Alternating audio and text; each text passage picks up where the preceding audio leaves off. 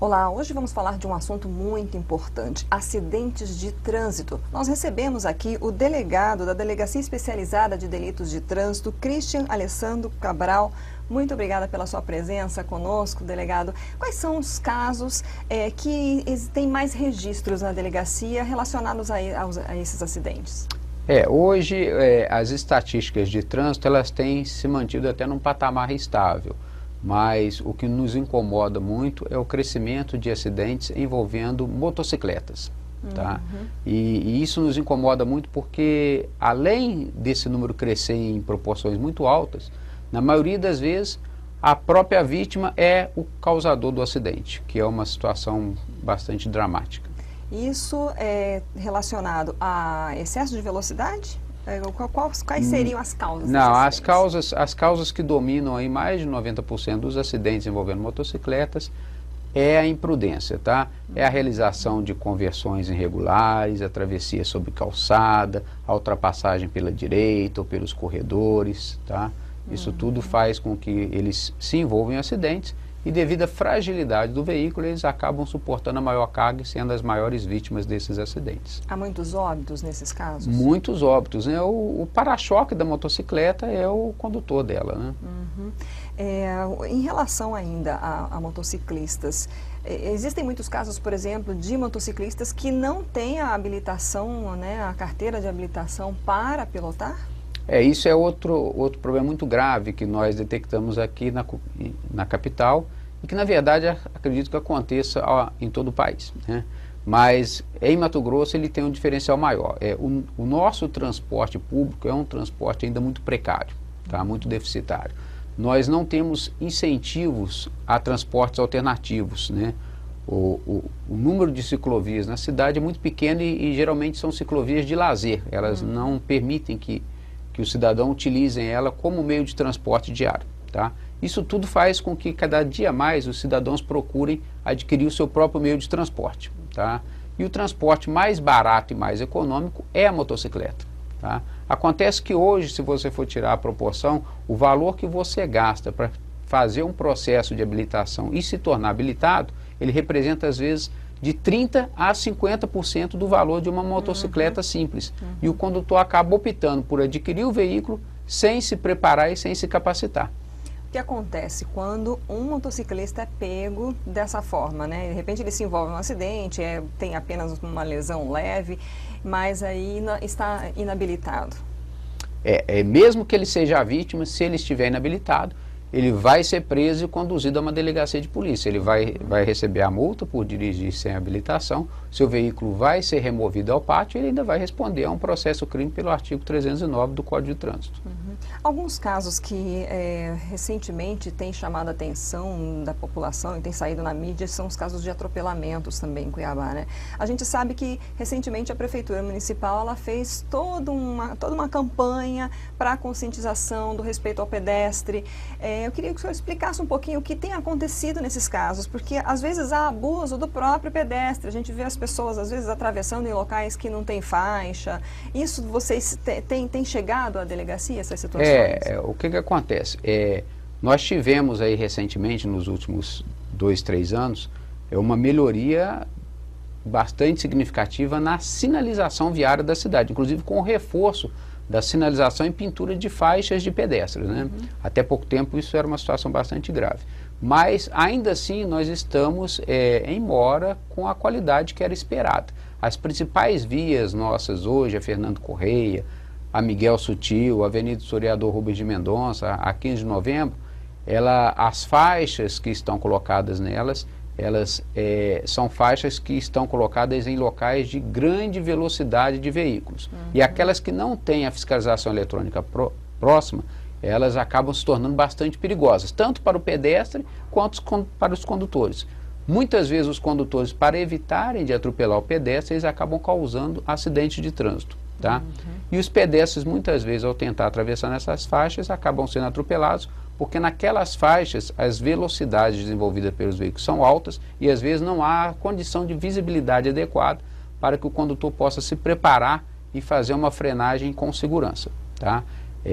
Hoje, nós detectamos problemas muito graves, principalmente na Avenida Miguel Sutil, tá? Essas faixas estão colocadas logo após as rotatórias. E aí nós temos a questão da velocidade e da visibilidade. E quando o pedestre não é atropelado, um acidente de trânsito acontece, tá? A Prefeitura tem trabalhado, inclusive foi criado um comitê recente, com órgãos intersetoriais, com presença de órgãos tanto do Estado quanto do município, da saúde e da segurança, tá? Para discutirem essas melhorias que devem ser feitas nos próximos meses para adequar essas faixas de pedestre. Agora, o importante que nós temos que lembrar aos pedestres é que quando eles estão atravessando sobre a faixa de pedestre, eles têm a preferência de circulação e não a exclusividade de circulação. Muitas vezes os pedestres abaixam a cabeça e atravessam a faixa ali sem olhar para a circulação viária. O carro que pare, e não é assim, é a mesma Uhum. coisa que acontece nos cruzamentos veiculares, tá? O veículo tem a preferência e não a exclusividade. Você sempre deve parar, olhar para a esquerda e para a direita e iniciar a travessia. Isso serve para condutores de veículo, quando embarcados, e para pedestres, tá? Se o pedestre atravessar sem olhar, a chance dele se envolver num acidente é muito grande. E se ele atravessar fora da faixa de pedestre, essa chance aumenta em proporções gigantescas. Uhum. Qual seria a atitude correta de um pedestre que vai atravessar em uma faixa de segurança? O pedestre deve parar na borda da calçada, tá?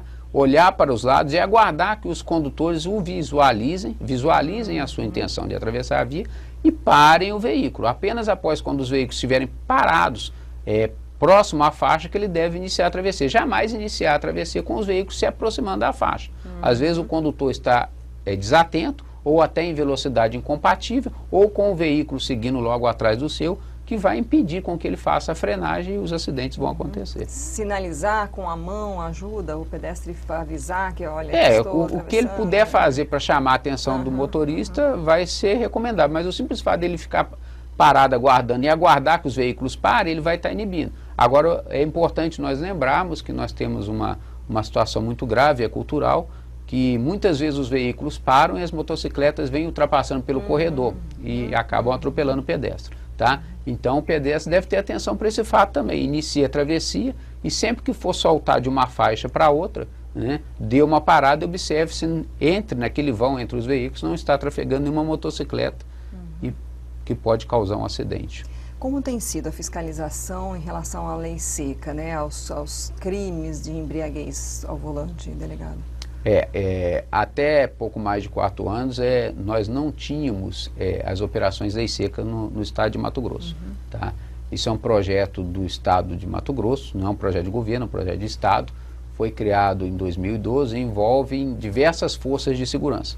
Nosso projeto Lei Seca, que é um projeto pioneiro, porque além da integração que ele proporciona entre entes, né, da segurança pública, tanto de nível federal quanto estadual e municipal, ele conta com a presença de organismos estranhos, como a OAB e principalmente o Ministério Público, que tem nos ajudado demais nesse projeto. Tá? Apenas nesse ano de 2017, no primeiro semestre, nós realizamos 22 operações apenas em Cuiabá. Tá? Dessas 22 operações foram aplicados mais de R$1 milhão em multas. Tá? A cada 6 minutos de operação, em média, foi apreendido um veículo porque ele estava sendo conduzido por condutor sob efeito de álcool. E a cada 23 minutos de operação foi presa em flagrante uma pessoa porque estava dirigindo com concentração de álcool superior ao permitido pela lei. Tá? Nesse caso é considerado crime. É considerado crime. Tá? Em média, a cada 15% dos condutores fiscalizados numa operação hoje em Cuiabá são autuados por dirigirem sob efeito de álcool. Quando essa concentração de álcool no organismo ela vai até 0,33, o condutor apenas é autuado, paga uma multa que hoje é de R$ 2.934,70. Tá? Se passar desse valor, além dessa multa, ele vai ser preso, fica sujeito a responder a um processo crime, que vai culminar ele uma pena que vai de 1 a 3 anos de detenção, e para responder em liberdade terá que pagar uma fiança que vai de 1 a 100 salários mínimos. O custo de você beber e dirigir hoje é muito alto, tá? Isso sem contar se ele se envolver num acidente, né? Que aí ele vai ter, além do custo financeiro, o custo psicológico de conviver com a culpa. para exemplificar, às vezes as pessoas, certamente o senhor deve ter ouvido muito esse argumento. Não, mas eu só bebi um copinho, uma tacinha, uma latinha. O que para configurar, né, esse percentual aí no sangue, para configurar o crime, o que seria em números, digamos, de copos de cerveja ou de latas? O senhor tem, assim, esse comparativo? O condutor, certamente a primeira ele costuma coisa, justificar, né, que ele estava bebendo socialmente, que foi um aperitivo, tudo. O que nós temos que deixar bem claro é que não existe nível de tolerabilidade para ingestão de álcool e direção de veículo. O nível é 0. Então não pode nem chegar perto do copo. Se beber um copinho, está errado, vai configurar o crime. Se soprar o bafômetro, vai acusar. Tá? Agora, a concentração de álcool no organismo humano, ela varia por vários fatores, né? Varia de acordo com a compleição física do cidadão, com o hábito que ele tem ou não de ingerir bebida alcoólica, com o que ele fez antes, durante e depois da ingestão, tá? Então, tudo isso é variável, tá? Mas o que importa é que quando ele bebe, ele pede as condições mínimas de reflexos, né, e comportamentais para dirigir com segurança. Por isso, jamais beba e jamais dirija em seguida. Aquela história do enxaguante bucal é mito ou é verdade? Se a pessoa fizer e tiver álcool num enxugatório desse, vai acusar? O bafômetro, o equipamento de bafômetro, ele trabalha com ar que vem dos pulmões, é o ar interno. Quando você usa um enxaguante ou chupa uma bala que tem álcool na sua fórmula, um bombom, esse álcool fica na sua boca, mas ele não tem concentração suficiente para entrar na sua corrente sanguínea e depois ser expelido pelo ar que vem dos pulmões, tá? Então isso é mito. Pode acontecer o primeiro sopro, né, como aquele ar está na sua boca, ele vai sair para o bafômetro e vai acusar alguma concentração significativa. Mas se você logo em seguida fizer o reteste, o resultado tem que ser 0. E será 0. Quanto ao Código de Trânsito Brasileiro, ele completou 20 anos, né? A gente sabe, a gente acompanhou aí toda essa questão da aprovação do código, foi trazido como um código muito minucioso, tinha multa para pedestre, para ciclista, para tudo. O que o senhor acredita que realmente funcionou e o que precisaria mudar para esse código? O nosso Código de Trânsito é um dos códigos mais modernos que tem hoje em termos de legislação de trânsito no mundo, tá? Apesar de já estar com 20 anos. Ele serviu de referência para legislações, inclusive, de outros países, tá? As multas são bastante severas, tá? Inclusive, nós temos essa qualidade no nosso país. Nossas leis são muito boas, não só o Código de Trânsito. O que nós temos dificuldade é de nos adequarmos às leis que nós mesmos criamos, né? O Código de Trânsito, ele trabalha em 3 eixos para garantir um trânsito seguro. É o eixo da educação, o eixo da engenharia de trânsito e o eixo da fiscalização. Infelizmente, ao longo desses 20 anos, nós temos deixado a desejar em relação a políticas, tanto na área de educação quanto na área de engenharia de trânsito. Tá? Nossas vias, nossas rodovias, elas são mal construídas, né? Nós não precisamos ir muito longe. Se nós formos ver as obras que foram feitas no período da Copa aqui, que são obras modernas e que seriam para garantir uma segurança viária por longos anos, nós vamos ver defeitos de engenharia em quase todas elas, infelizmente. Tá? E aí, com a deficiência da educação e da engenharia, sobra para a fiscalização. Tá? E aí, infelizmente, o condutor vai ter que aprender da maneira mais dura possível, que é sendo autuado, sendo multado e às vezes até sendo preso, né? Para poder aprender através desses preceitos. Para a gente encerrar, o que o senhor diria hoje para um cidadão? A gente está chegando no final do ano, tem muitos feriados ainda pela frente, tem aí as festas de final de ano, né? O que o senhor diria para o cidadão? Porque o cidadão, uma hora ele é um pedestre, outra hora ele está num carro, outra hora ele está mexendo, aprendendo a pilotar. Qual seria, digamos, um recado final, uma mensagem aí para ajudar a melhorar, quem sabe, né? Então, o trânsito tem um caráter universal, ele é diferente de qualquer outro aspecto da segurança pública. Qualquer um de nós pode a qualquer momento ser vítima ou causador de um acidente de trânsito. Tá? O que vai influenciar nesses acontecimentos é a nossa postura, a atenção e a importância que nós damos ao trânsito. Tá? Então é importante que todos nós tenhamos atenção e levamos em consideração a gravidade que o trânsito pode representar na vida de uma pessoa, de uma família, se as regras mínimas de segurança não forem observadas. Tá? Há pouco tempo havia um comercial de um cartão de crédito que falava que para todas as coisas que o dinheiro compra, você poderia usar aquele cartão, tá? No trânsito a gente não se aplica essa máxima, porque além dos efeitos materiais que você pode pagar com seu dinheiro ou com seu cartão, tem os efeitos psicológicos, né, e os efeitos sociais que você vai causar. Nada vai pagar uma família que perdeu um pai de família, ou um cidadão que perdeu um membro, ou a sua condição de trabalhar em razão do acidente de trânsito que foi causado por você em virtude de não ter observado as regras de trânsito, tá? Você vai ter que conviver com essa dor e com essa culpa. E isso aí não tem dinheiro que paga, tá? Então vamos respeitar as leis, elas foram criadas para garantir que todos nós possamos ter o direito de ir e vir com segurança continuamente. Ok, muito obrigada pelas suas informações, delegado. Nada, obrigado a vocês, um bom dia.